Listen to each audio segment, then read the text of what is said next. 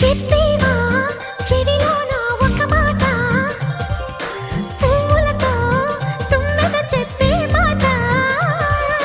నీ చిరునవ్వు సాక్షిగా తాజ్ మహల్ నాదట, నీ పెదవంచు సాక్షిగా షాజహాను నేనట. నీ తీయని ప్రేమకి నా పెదవే నజరానా, నీ బయటకి నేనిక బానిసనే నెరజానా.